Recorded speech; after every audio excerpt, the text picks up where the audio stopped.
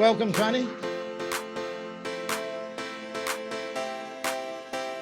Good evening, and I'd like to thank the club for inviting me here tonight and Wazza for teeing it all up.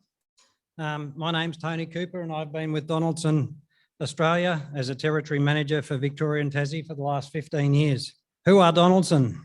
Donaldson was founded in 1915 by Frank Donaldson when, believe it or not, he invented the world's first air cleaner. Since then, Donaldson Company has become one of the world's leading OEM filter manufacturers. We've got over 44 factories in 26 countries on every continent on the earth except Antarctica. We've got over 100 technical laboratories and more than 2,700 active patents. So one of the most common things we get asked is where Donaldson filters are made. That gives you an idea.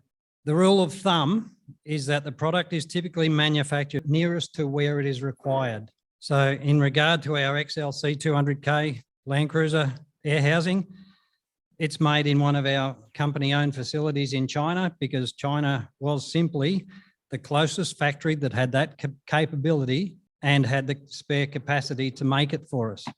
If we had said we wanted made somewhere else, they said, no, we haven't got room, so China or nothing. China it was.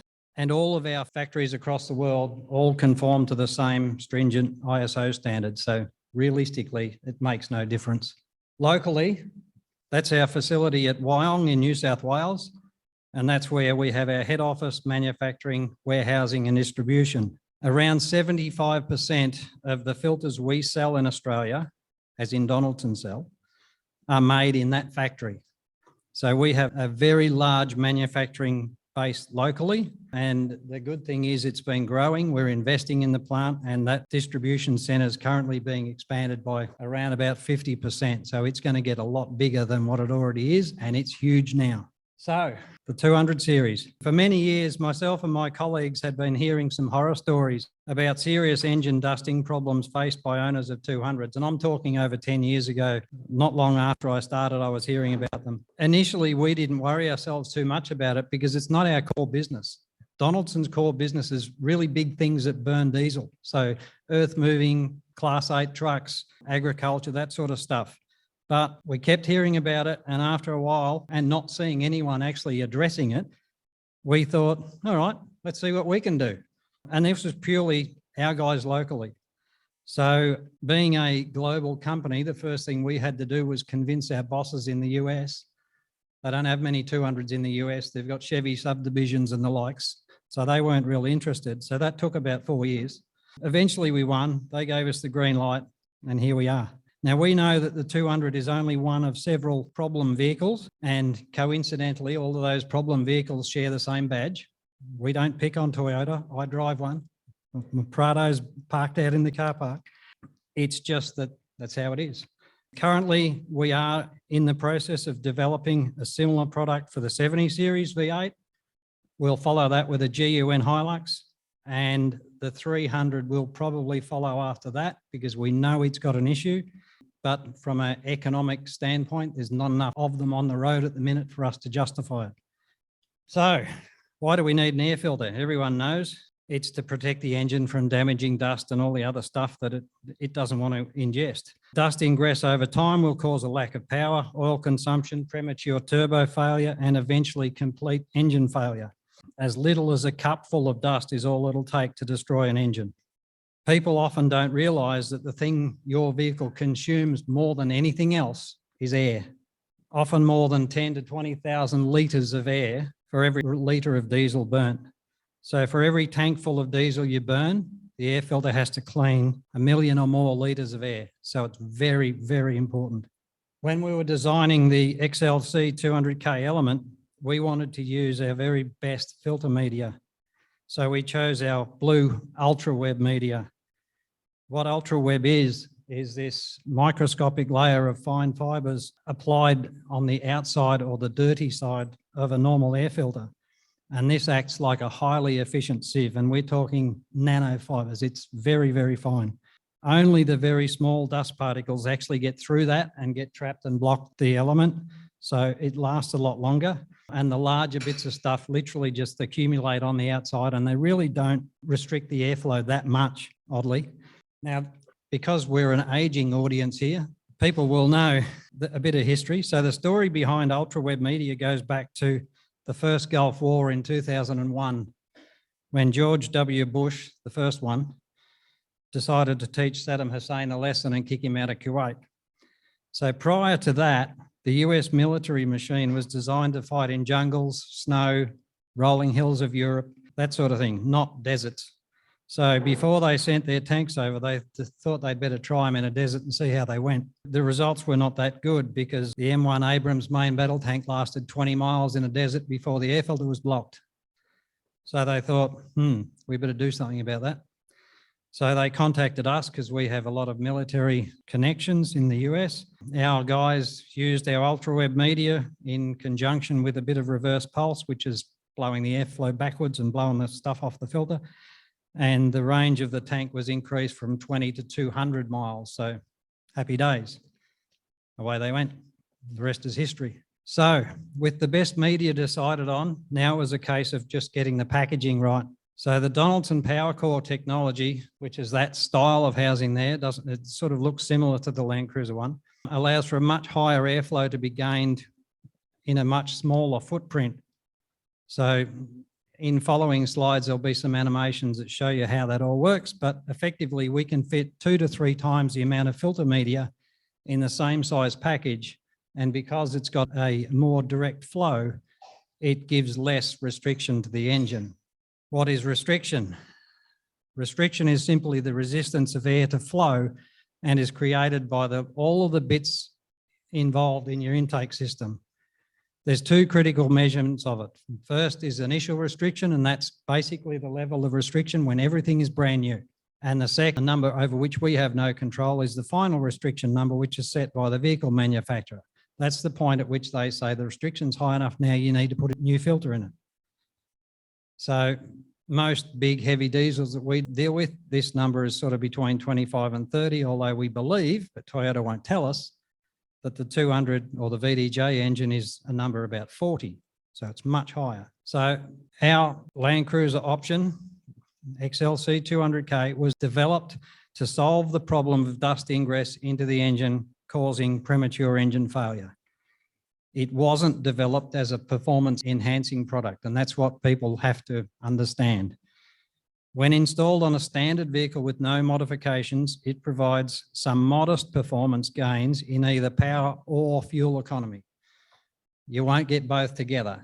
A lot of people feel a bit more power, so their right foot goes down harder, and then they say, okay, how come my fuel economy's gone down? You're driving it harder. Where things get a bit tricky is when we introduce modifications and performance upgrades. So having released this product, we've now learnt that not all snorkels are created equal. We don't make snorkels, but there's a plethora of them out there. And this has been well proven by differing results people are seeing by courtesy of our restriction indicator, which comes standard on our housing now. All snorkels add restriction to the system because you put more bits in the intake, but they will vary across the brand of them depending on how good they are or how well designed they are. I shouldn't say good. Some add significant amounts. Our indicators will reflect this. And because our little indicator has a little ratchet thing in it, that means that when it gets to a point, it will not go back. So it senses the highest amount. So it always shows the worst case scenario, which can be a bit challenging at times because people tend to panic when it goes red. At highway cruising speed, I can assure you that if you're just cruising down the road at 100 Ks and you haven't got a big heavy trailer on the back, the restriction will be virtually minimal. It might have got really high just before when you climbed up a hill or whatever. So then we come to performance or horsepower upgrades. The standard 200 requires 600 cubic feet of air per minute, rule of thumb, to work efficiently. But every time you increase the output of that engine, so if you go from 200 kilowatts to 300, you've suddenly needed another 300 cubic feet of air through the same sized air cleaner housing. So the restriction goes up with it. It's unavoidable. It should also be remembered if you change from a standard housing to ours and you haven't changed anything else on the vehicle, that this increased restriction was happening before. The only difference is now we've put an indicator on there to tell you that it's happening, and now you can see it.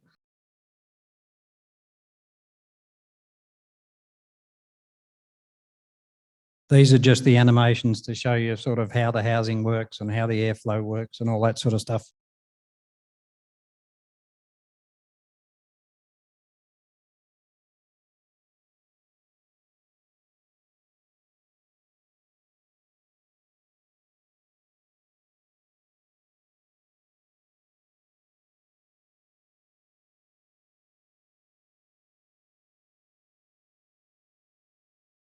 I apologise for the speed of these. I didn't design this slide.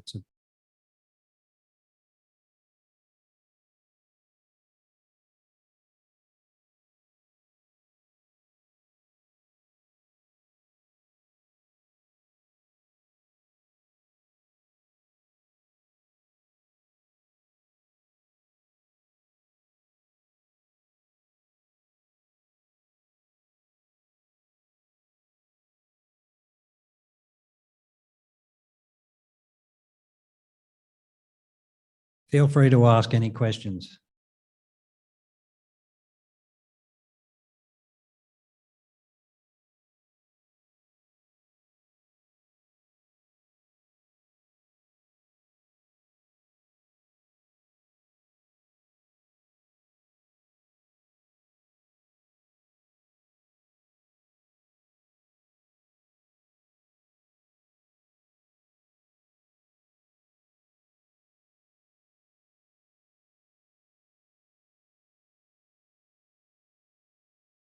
And this one shows how the PowerCore media itself works. Picture corrugated cardboard blocked off at opposite ends. So dirty air goes in one end, can't go out the other. So the clean air just goes from one tube to the one beside it. So effectively the filter itself is a big bucket. It just holds a whole lot of dirt.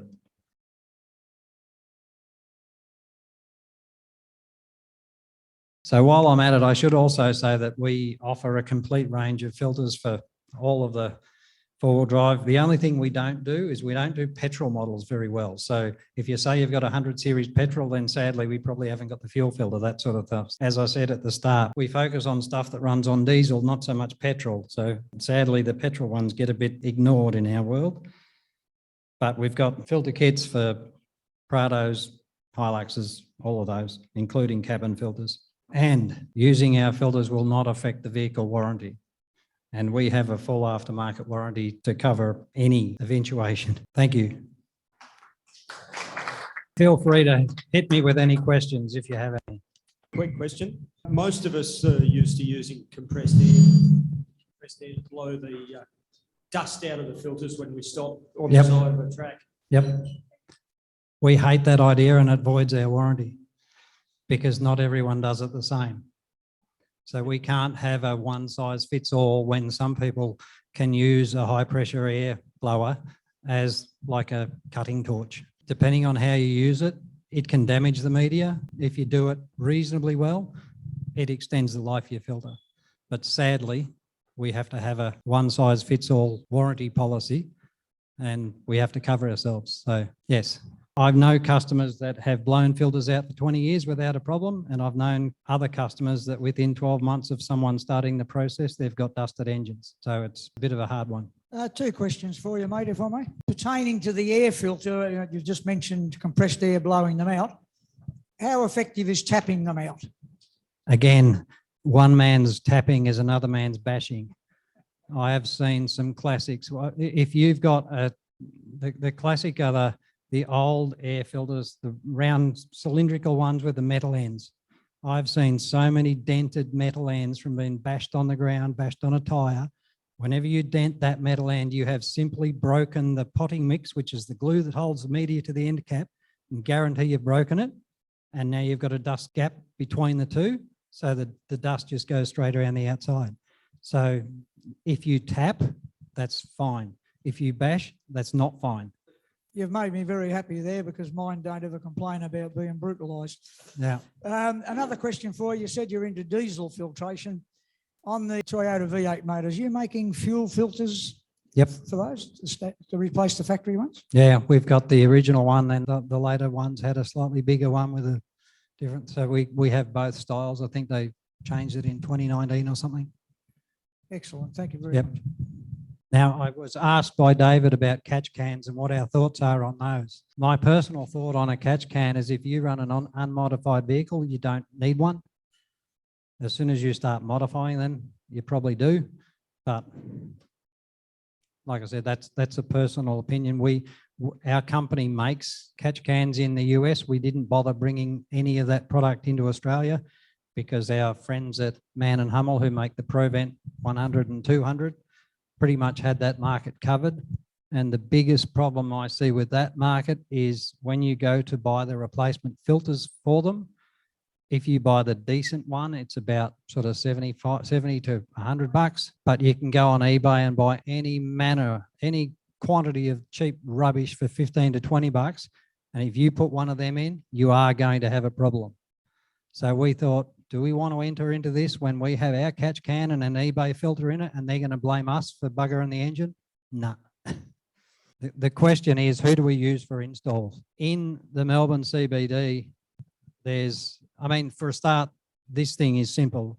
Anyone with a 10mm spanner, a Phillips head screwdriver and a couple of things will do it in less than half an hour. It's not difficult. But if you're not confident and you want someone to fit it, there's a couple of people around. I personally know a bloke, Aaron Carlton, who runs Attock Autos in Belgrave South. Really respectable bloke. And if you bought the housing off him or you buy it off Wazza, probably won't charge you much at all to fit it because it doesn't take very long. Donaldson also make pre-filters. Is there any pre-filters you could suggest for the 200 series, particularly on, say, Pre-filter for air, as in a pre-cleaner? On the top of the snorkel, particularly, say, Safari, which we probably most have. Okay. I'm a strong advocate for Safari snorkels now that we've released this product, and I've had to pay attention to snorkels, whereas before we just didn't even bother. So I like the Safari product, and I will recommend that every day of the week. As far as pre-cleaners, it's another whole different topic, but effectively the old bowl type ones that you empty manually, or the cyclonic ones that throw the dust out, which if you're going to have that sort of thing, I would always go for that one because it's maintenance free. Those two are designed for things that move slowly. So if you're doing 30 Ks or less, they work fine. If you're going faster, they don't work at all. In fact, if you've got a bowl type one and you've been going slow and it gets a whole stack of dust in the bowl and then you get on the highway and start belting down the highway, that will actually disturb all that dust and you'll suck it straight down the intake into the air filter. So completely wasted your time. You have to empty them when you see it or get a centrifugal one that gets rid of it. But at road speed, they don't work because the airflow going past underneath disrupts their mechanism and they don't pre-clean at all. But at road speed, you probably don't need the pre-cleaning because it's probably not dusty. I always just advocate for an air ram because you don't need to stop and change things. Just put it on. It's a reasonable pre-cleaner at slow speed. If you've got our PowerCore housing, they hold a lot of dirt. Like I would challenge anyone to need to replace that element in 12 months. It holds a lot of dirt. Yeah, I would always go for an air ram, but personal opinion. Tony, we've got a couple of questions from the Zoom audience, or Facebook, Zoom, sorry. First one is from Lee Burns. On an outback dusty trip, how often do the filters need changing out? Hopefully never. Hopefully you can do probably a couple of trips in a year and it'll still be fine. Okay, hope you heard that, Lee. Second one from Shane Hornby. I can confirm it's very easy to fit. Can you give an indication how long the filter should last in a touring environment? More specifically, should we carry a spare filter for a trip? How many retail outlets are available around Oz that sell these? Okay, several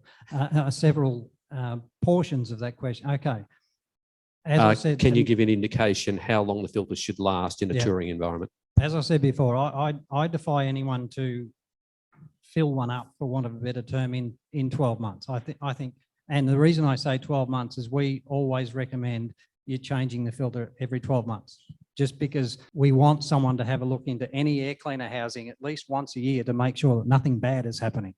I've seen some horror stories when things get wet and they go hot and mouldy, especially in hot, humid climates like North Queensland and places like that. And air filter meter, if it's wet and left for ages, it rots and then it's just got holes in it. And then it's not worth anything. So We want people to have a look at least once a year and replace it then. I would always advocate to have a spare filter on a trip because you never know what weird things can go wrong. So you're covering yourself, even if you won't need it. Murphy's Law, if you have it, you won't need it. But if you don't have it, you will. And the last one was about retail outlets availability. Okay. Because this is a new product and it's unique, so that element only fits this. I would encourage everyone to buy a replacement element when they're buying the housing, because at this stage, there will not be that many places around that have these elements. They will come in time and all of our distributors will have them. But at this point in time, probably none of them do. Really just a comment from Scott Hamilton, fantastic presentation and what honest answers, especially about the spinner style pre-filter. Okay, Thank you. that's it from the online. Sorry, one more. Another one from Scott. What is your thoughts on the Unifilter foam covers? I hate them. There you go. They have their place. I rallied for 20 odd years. I used Unifilters. It's a competition environment and you want airflow, but you want airflow and you are willing to sacrifice engine life as a result. And that's what happens if you use them and nothing else. That's it from online. Okay, I think we're good. Any final questions in the room? Thank you all.